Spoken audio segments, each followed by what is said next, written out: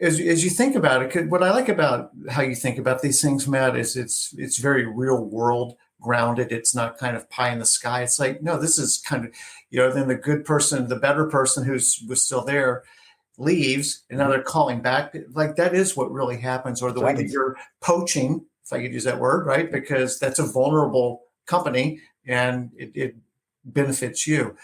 A couple other effects of this: professional services firms really seem to get this. So you think about like an accounting firm as an example. Somebody's not going to make partner, but they treat them very well on the way out, because that person's going to be the treasurer, maybe even the CFO at a client company who's going to hire them for audit or tax services. Those companies seem to get it really clearly because they understand the alumni effect of what happens. Other companies less so. And yet, a very natural landing spot would be to go to a competitor. A natural landing spot would be to go to a customer. A natural landing spot would be to go to a supplier, because you're all kind of pretty closely in the same ecosystem where those skills would be highly transferable. That industry knowledge would be very valuable. And then it becomes, so what was it like at XYZ company? Well, either it's going to be, you don't have enough time for me to tell you how terrible it was, or, it was a great run. You kind of ended maybe not the way I would have hoped, but you know what? They really took care of me. It's a company I would refer a friend to. That's the other thing. You get phone calls from people like, hey, Bob, I saw you used to work at Numerator. What can you tell me about the company? Well, that can go in two directions. And, I refer people to Numerator for what it's worth, but I could trash Numerator if I wanted, but and basically negatively bias the talent pool that's coming to them. I mean, it doesn't seem like you have to be that enlightened, that strategic of a thinker, and yet being on the receiving end of phone calls of people are like, hey, we're taking an action next week, and I need to find some resources. It is amazing the lack of resources that the HR professional, this is something I'd like for you to talk about for a minute, how this works in the real world. The HR professional, it seems, gets to pick the firm or the resources that they get to provide as a benefit to the departing employees, but they're given a budget by the CFO, and therefore they have to operate within the constraints of the budget that they're given, and don't always get to do what I think they believe is the right thing to do, but kind of, this is what I have to work with. What are your thoughts on that? Yeah, well, one more wrinkle to your previous comment. Also think about the IP. If I didn't leave on good terms, I'm much more open to be sharing what the secret sauce of the company was that I just worked at. And that could be a competitive advantage that may not be contractually obligated to be kept confidential. And even if it is, Bob, good luck enforcing that agreement when you move somewhere else. Yeah. So you have, whether it's competition clauses or confidentiality clauses, I get it, information is ubiquitous, but you can choose to create incentive for people to share the information or make that a harder process to cut through. I've certainly joined companies where I've been asked about confidential information from my previous employer and said, I am not able to share that information because I have a good relationship. I want to maintain that relationship. I have respect. They treat me with respect. I apologize that I can't break confidentiality. And I've been tempted in some situations too to provide it, though I haven't because of the way I was treated in some situations. Yes. So that aside, I think you're right. But I think the bigger issue about the HR involvement in the activity is that a lot of times, Bob, they're not involved till the call's been made. So the reason the CFO has the budget is because the CFO and the CEO and the board or potentially other executives made the decision.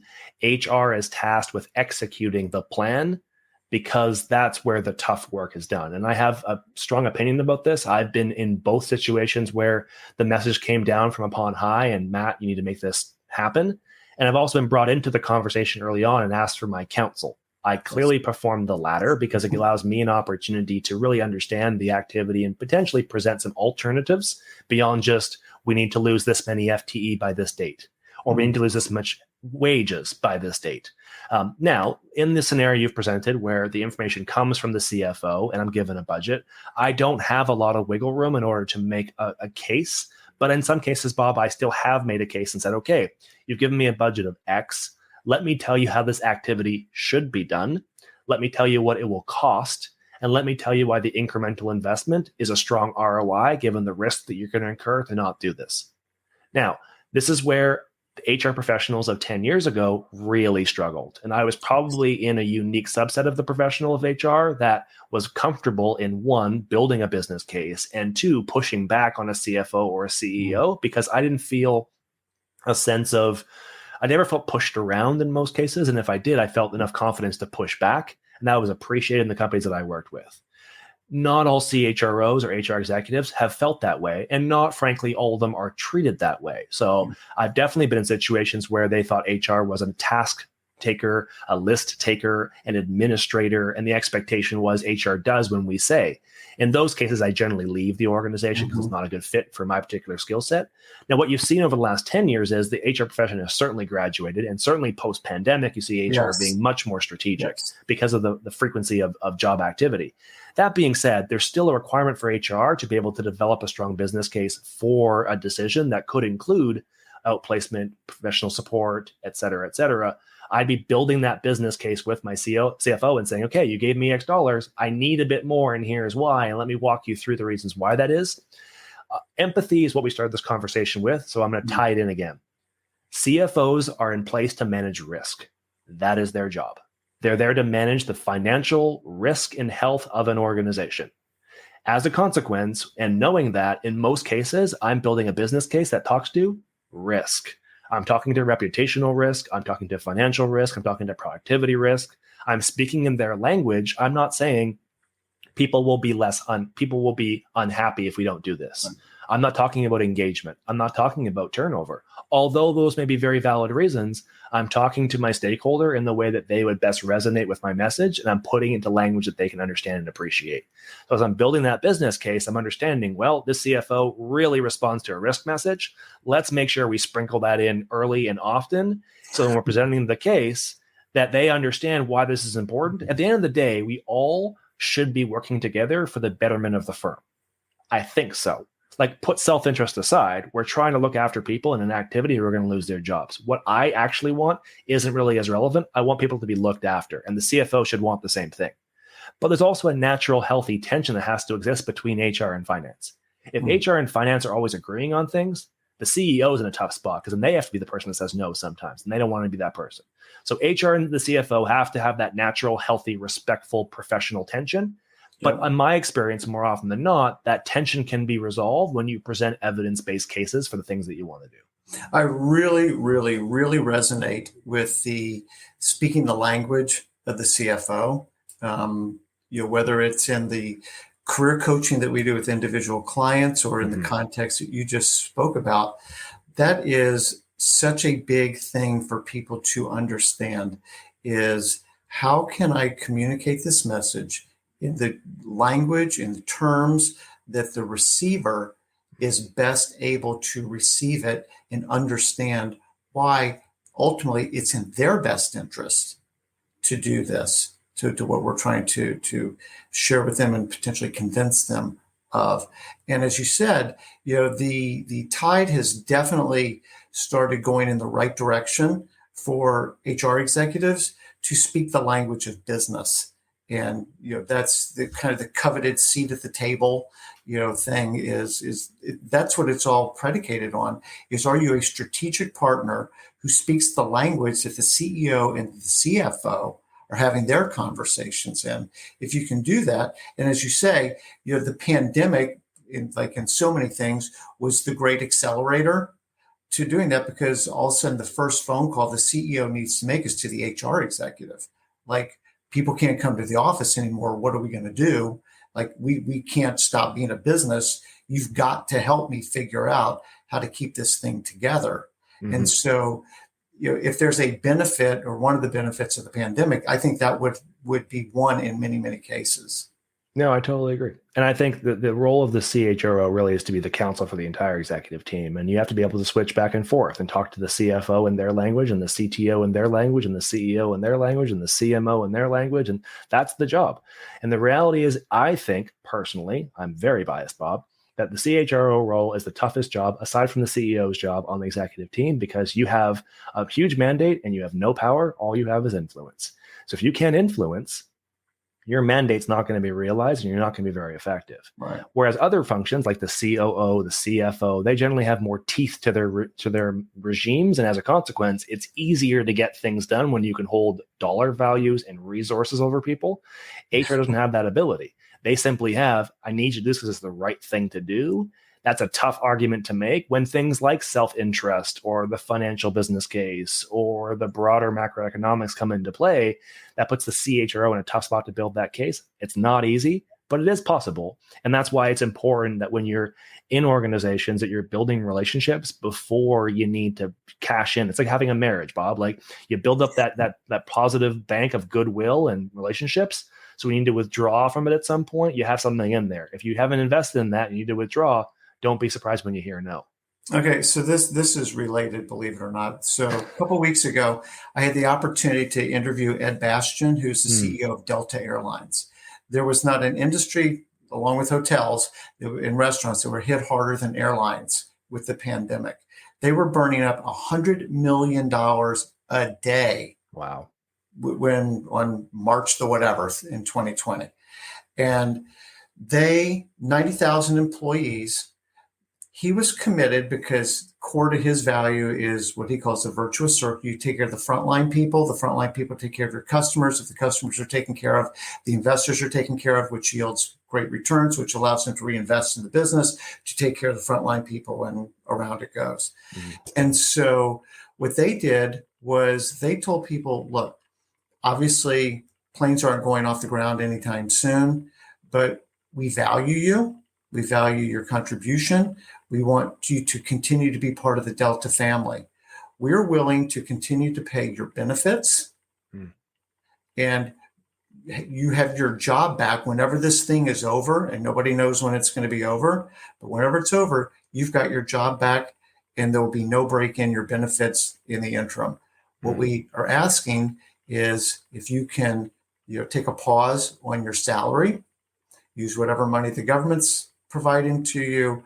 But if we can meet in the middle and do something more strategic instead of just, we just cut $70,000 jobs. Half of Delta's workforce took the deal. Half of them took, because they are bought into the leadership, the culture of what it means to be a Delta, and they were willing to wait it out with them at some very significant personal cost. So when you think about, as you say, with the marriage and making those deposits, because Ed needed to make a huge withdrawal in May of 2020, and a really large swath of his workforce stood by him and said, yeah, I'm in this for the long haul, and I'm not going to be transactional and run away. And, Delta's obviously doing extremely well now that, the travel demand is back in the record levels. So, there's a big public company that everybody knows where, when we talk about people are our most important asset and we're a family here and all the things that people say on their websites, but when push really comes to shove, and for me, this becomes the definition of integrity. Are you really walking the talk? Thoughts? Yeah, it's a great example of an organization that gets it. And it's not easy to cut checks when you're not having revenue come in the front door, when that's a big driver of your business. And when you're publicly traded and you're having to go to shareholders and explain to them why you're upside down with your expenses. That's not an easy chat to have. And it requires a lot of courage. And I'm confident that as he made that call, he had people telling him that's a bad decision. I'm sure he had people pushing back and saying, you need to not do this. You need to protect cash and hoard it away for a rainy day so we can better position ourselves to be competitive on the other side of this. And I'd be curious to see how their results compare to their competition.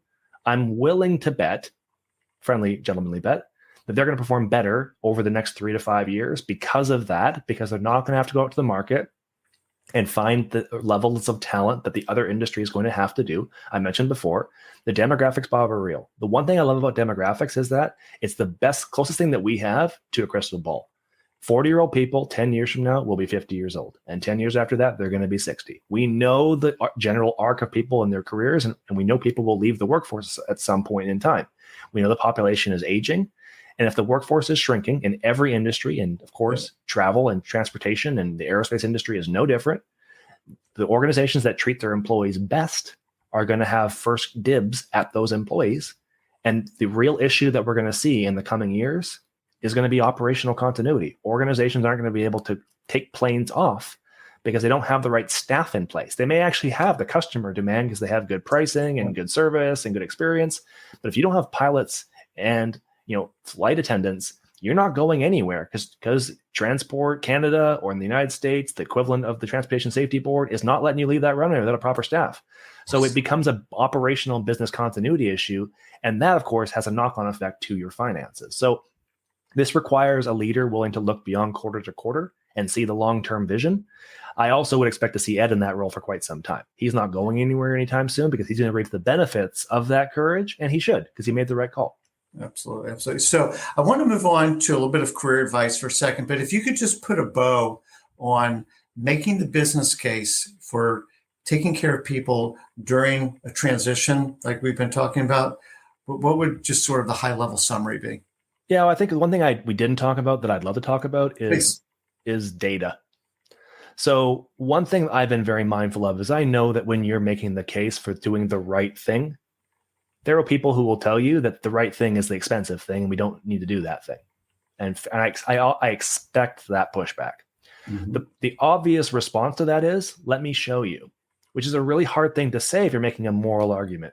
So I make a moral argument alongside of a business argument, and we track the activity and the outcomes of the activity. And the organizations that I've worked in, we've shown that attrition after activities where we've had solid outplacement in place, the turnover does not increase at the rates it does when you don't have that in place. Mm-hmm. We've shown the solid business effect around productivity. It remains the same, if not increases after an activity. It doesn't decrease when you don't handle it well. Mm-hmm. Then you take that back to the business and say, okay, we went through this activity, we made this decision, we made this investment, we spent X amount of dollars in outplacement and professional health services and career transition. We spent this dollar. Did it pay back? And the answer, Bob, in those cases is always yes. Just a function of, is it 3-to-1, 4-to-1, 5-to-1, 10-to-1, 12-to-1. Mm. So by quantifying and using data, you're building the case for the next time so that if you unfortunately have to do it again, you go back and say, we did this time. We're going to do it exactly the same way this time. In fact, we might even invest more in outplacement because we know it delivers a solid ROI when we do it right. Yeah. So let's not have the conversation about saving a dollar. Let's talk about investing in our business and in our people. Yeah. No, thank you for having success metrics on the back end of this, which only feeds into your point about speaking the language of the executives. Again, the right thing. No, the right thing is the right thing for the business and for the people. Those are not mutually exclusive objectives. No. Yeah. So just moving on to career stuff, because I always like to end on this. If you were to go back and give career advice to 28-year-old Matt, and I know that's only been like 3 or 4 years ago, but if you were to do that, what advice would you give a younger version of Matt with the benefit of hindsight? I was really lucky. I got some really good advice at 23 years old. And I tell it to everybody that I talk to, and I use it in my own life every single day. So I was in my very first HR job. I was in an HR role, a maternity leave, 12-month assignment. I was backfilling an HR business partner role for a grocery retail business. I supported 10 or 12 retail locations, franchisees, and corporate stores. And I was very gung-ho at 23, 24. I was my first real corporate job, and I was thinking to myself, okay, I'm going to climb the corporate ladder and do all the things, and salary and title and offices and all the things. Big dreams. And I had a coach who came to me and said, Matt, you have tons of potential and tons of enthusiasm. And that's a really good start. That's not going to get you very far. When you have opportunities, and you will have opportunities, always choose good experiences over money and salary. They will take care of themselves. So ever since then, when there's an opportunity put in front of me, I don't ask about the salary. I don't ask about the job title. I don't ask about the job location. I ask, what's the opportunity that's in front of me here? And I've moved some weird places, Bob. Like, I accelerated my career. The reason I was a Fortune 500 executive at 31 is because I said yes to things that most people would not say yes to. I went to Northern Canada. I went to the coldest places in Canada, the rainiest places in Canada, the hottest places in Canada, and said yes because the job opportunity was something that I would learn on the job. I would get far more experience there than in a 2-year MBA or a 4-year bachelor's degree. So for those who are considering the next move. And this can apply if you're 45 years old and you're asking yourself, what's the next chapter of my career? And you have two things in front of you. I get it. Money is easy. It's tangible. It helps. And I'm not trying to suggest through privilege that people shouldn't pay their bills and you may have obligations and all that stuff. But if you have something 50-50 in front of you and you can make it work financially, always choose the better opportunity to learn and grow in your skills, especially today, because we're moving increasingly to a skills-based model as opposed to an education-based model. Yes. Employers are hiring based on skills and experiences. They don't necessarily care where you went to school. So experiences over titles and salary will serve you right more often than not. Yeah. So speaking of school, just really quick, I just recently read something. I might get my numbers a little bit wrong, but it was somewhere around 15% of the current crop of Fortune 500 CEOs went to an Ivy League school. Mm-hmm. Everybody else figured it out. Do you know what the number one school for most CEOs is on the Fortune 500? Tell me. No school. The number one school that Fortune 500 CEOs went to for their undergraduate degree is they don't have one. Well, if you needed another business case for why it's skills-based and not education-based and the proverbial paper ceiling, there it is. Mm-hmm. Yeah. Well, you anticipated another question, which I appreciate, and which was the role of mentors. Mm-hmm. And then have you found yourself as you've progressed in your career taking on mentoring? Yep. So I have a practice that I've followed for about the last 10 years that I'm a big fan of, which is I try and talk to one person every single week who's 20 years my senior and one person who's 20 years my junior.